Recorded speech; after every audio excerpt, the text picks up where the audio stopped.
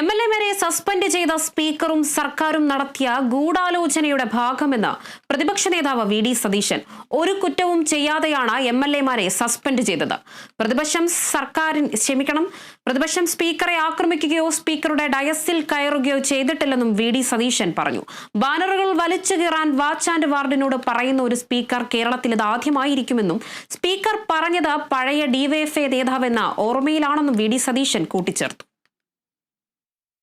നിയമസഭയിൽ ഞങ്ങളുടെ 3 എംഎൽഎമാരെ സസ്പെൻഡ് ചെയ്തു.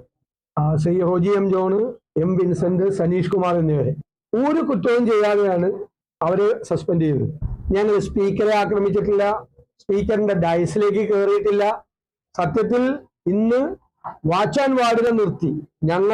ഞങ്ങള് ഉള്ള അംഗങ്ങളെക്കാൾ കൂടുതൽ വാച്ച് ആൻഡ് വാർഡിനെ നിർത്തി. 2 എംഎൽഎമാർക്ക് പരിക്കാണേറ്റത്, എം വിൻസെന്റിനും സനീഷ് കുമാറും. അവരുടെ ഇടയിൽ കുടുങ്ങി ശ്വാസം മുട്ടുകയാണ് ഉണ്ടായത്. ഇത് സ്പീക്കറും സർക്കാരും കൂടി ചേർന്നുള്ള ഒരു ഗൂഢാലോചനയാണ്. കേരളത്തിലെ നിയമസഭാ ചരിത്രത്തിൽ ആദ്യമായി സ്പീക്കർ വിളിച്ചു പറയാണ്, അവരുടെ ബാനർ പിടിച്ച് എടുത്ത് അത് വലിച്ചു കീറാൻ പറയാണ്.